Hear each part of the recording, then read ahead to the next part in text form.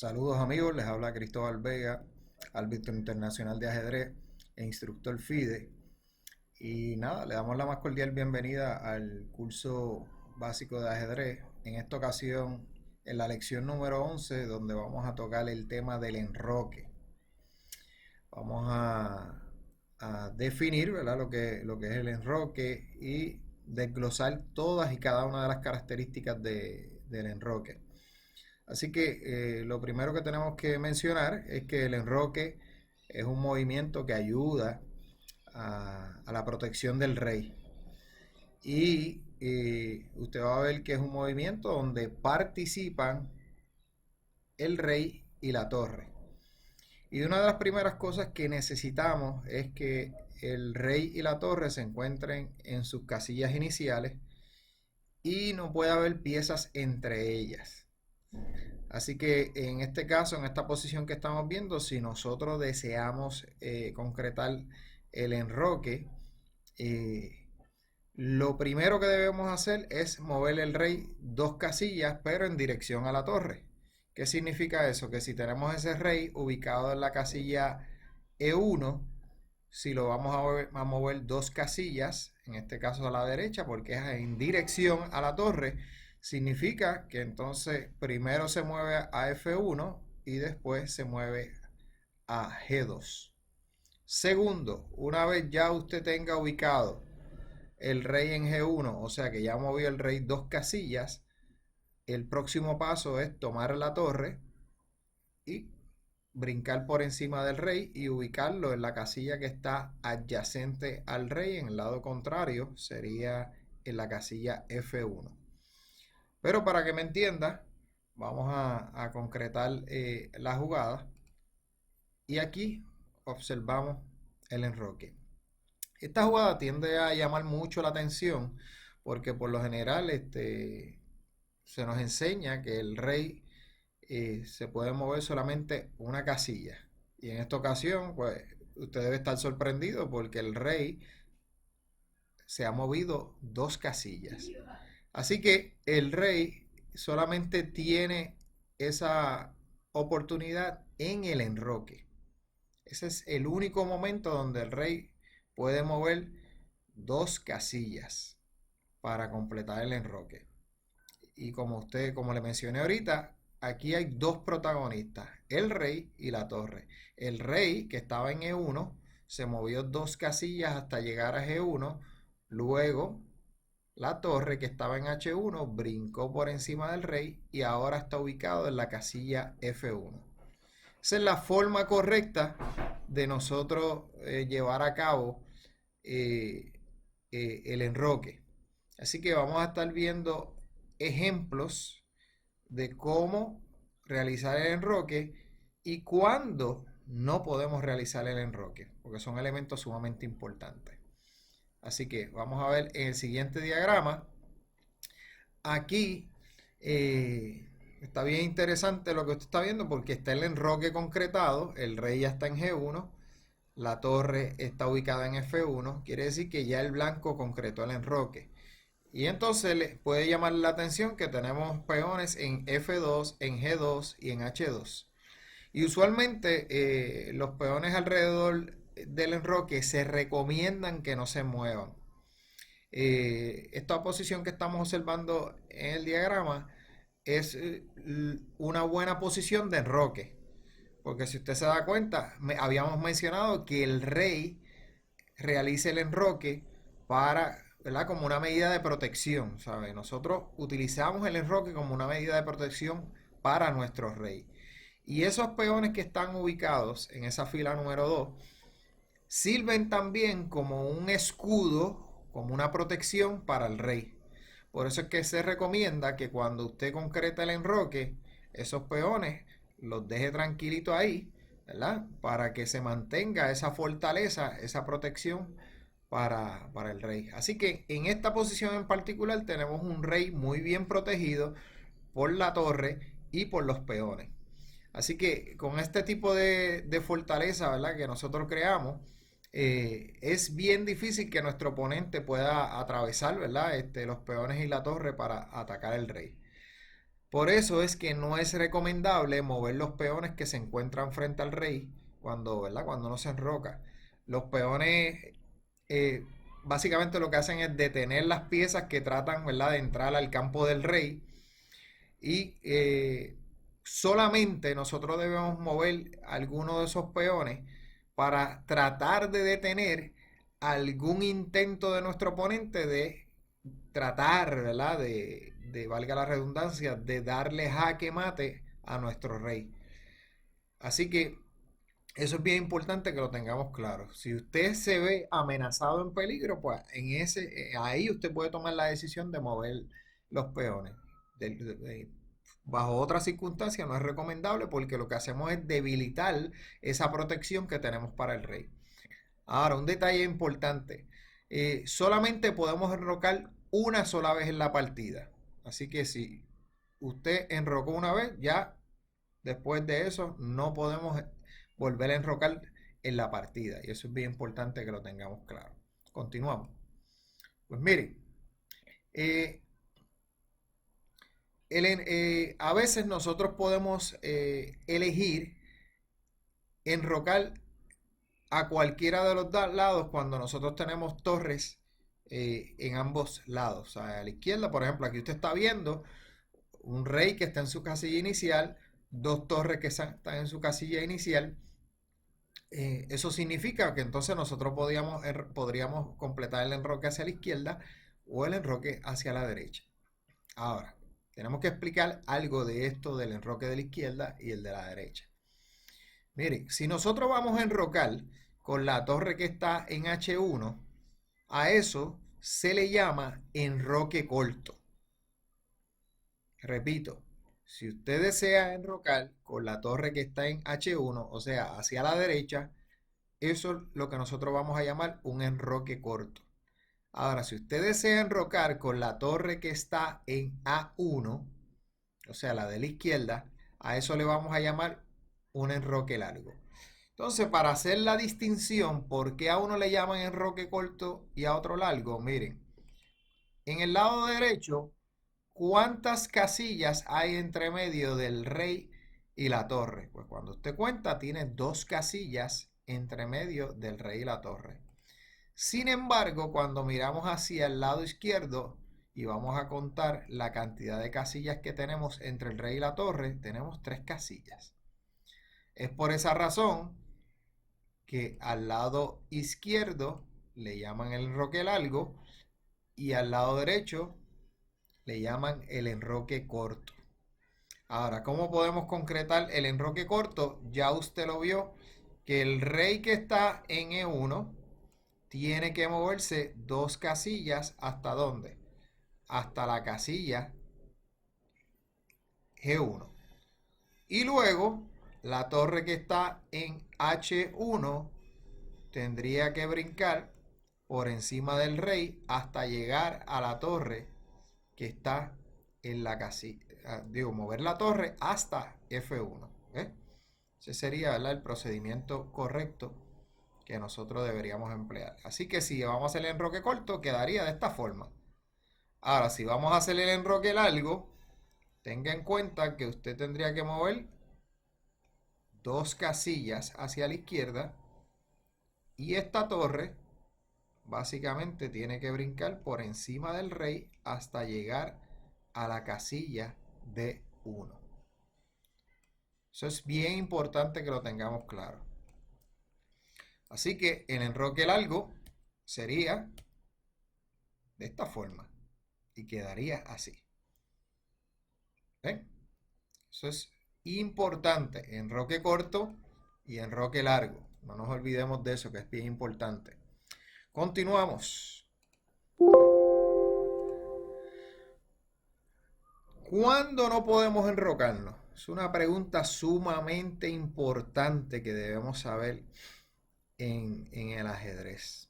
Así que es bien importante que nosotros tratemos a como de lugar de enrocar nuestro rey. Dejar el rey en el centro es muy peligroso para nuestro rey. Así que usted trate lo más que pueda de que dentro de un promedio de 10 jugadas, en o antes de la jugada 10, usted tratar de enrocar rapidito. ¿Está bien? Según las leyes del ajedrez, hay momentos en que nosotros no podemos enrocar. Y le vamos a presentar aquí algunos de esos casos en los cuales no podemos enrocar. Por ejemplo, la primera regla dice que un rey no puede enrocarse si él mismo se ha movido en algún momento de la partida. ¿Qué significa? Mire esa posición que usted está viendo. Yo moví al rey a la casilla E2. Y las leyes del ajedrez dicen que si el rey se ha movido, no puede enrocarse nunca en ningún momento de la partida. Aunque el rey vuelva a su casilla original, si ya él movió una vez, se salió de su casilla original, está totalmente prohibido enrocar. Eso significa que si el rey se movió, como el ejemplo que tenemos ahí, volvió a E1 y en algún momento de la partida decide enrocarse, significa que el blanco cometió una jugada ilegal.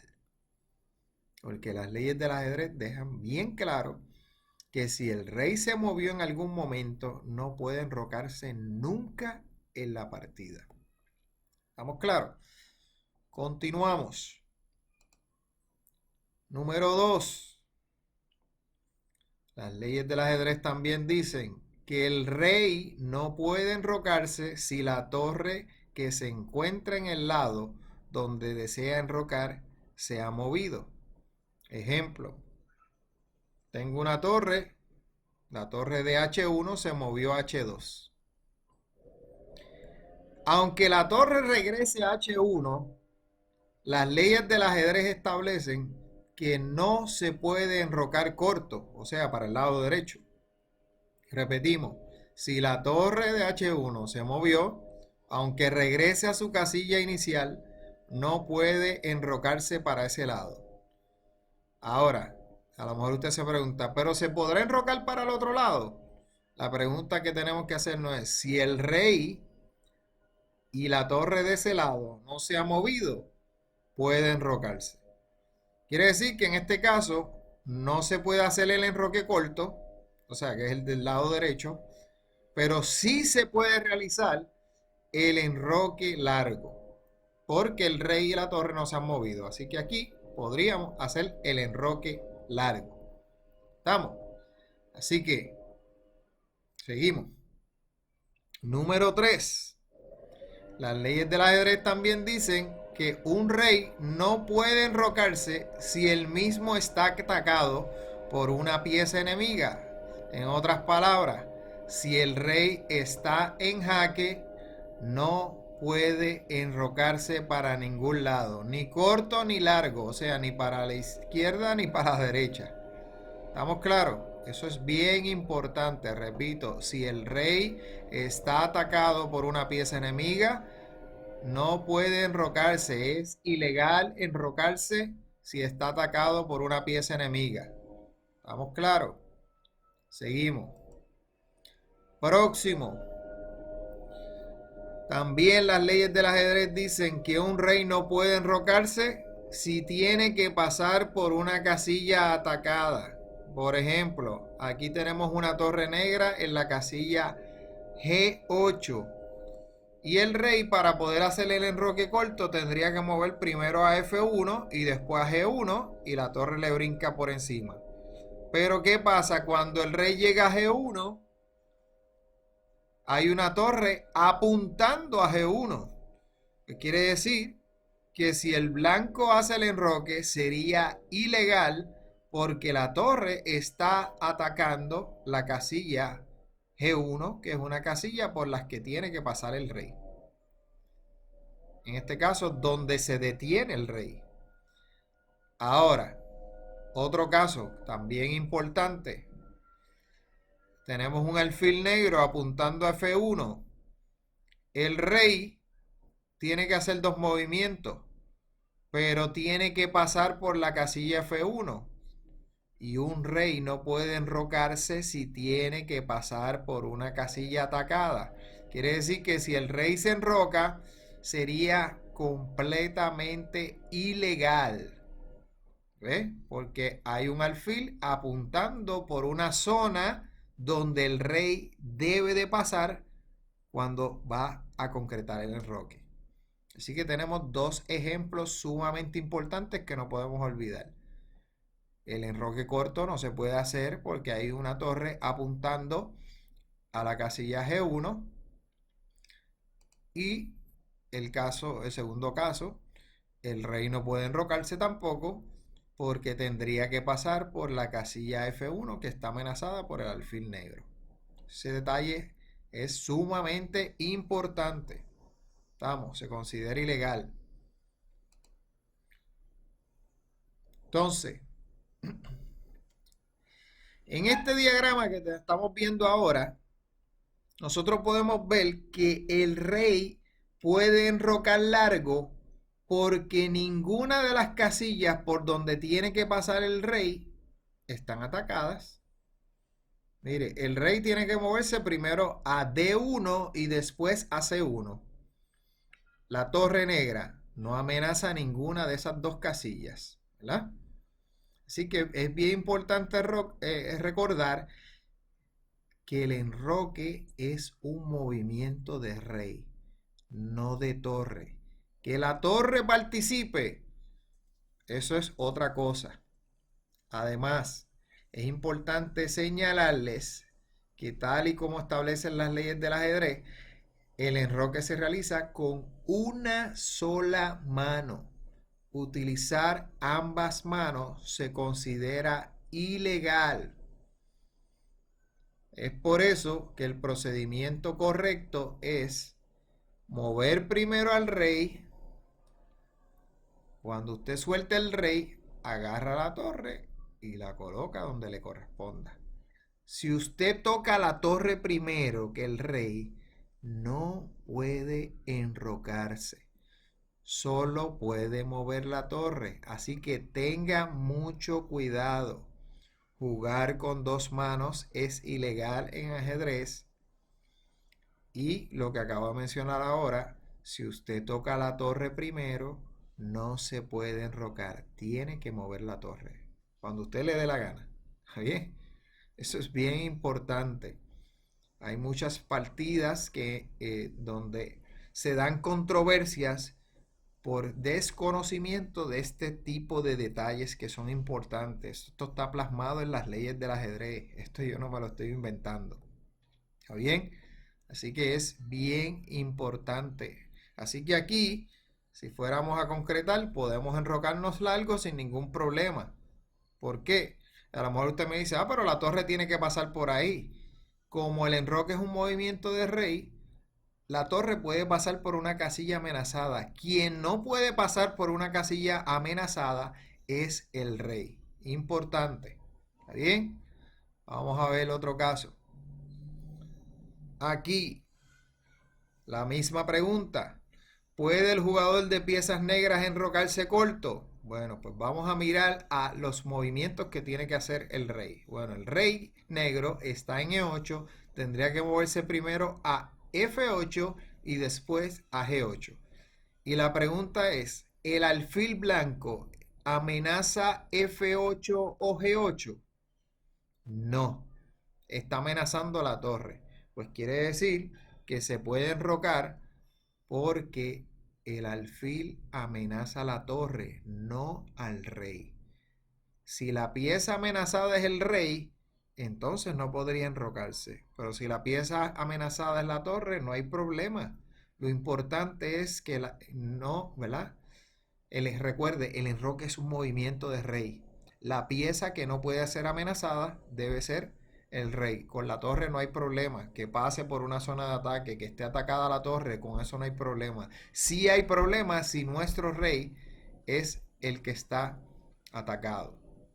¿Está bien? o si alguna de las casillas por donde tiene que pasar nuestro rey están atacados. Así que es bien importante que sigamos. Tome este video muy en serio y si tiene que volver a verlo una y otra vez, es importante. Estas reglas, estos detalles que le estamos dando en este videito son bien importantes. ¿Estamos? Así que con esto culminamos todos los detalles y características del enroque. Así que esperamos que puedan emplear el mismo de forma efectiva.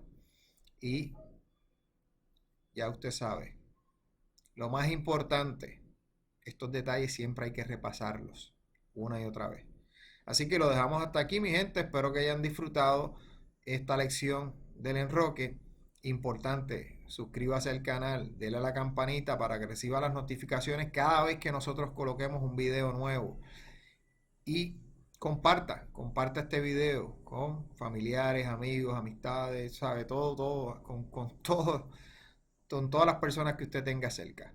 Así que nada, espero que hayan disfrutado mucho de la misma y los veo en la próxima lección, mi gente, que la pasen bien.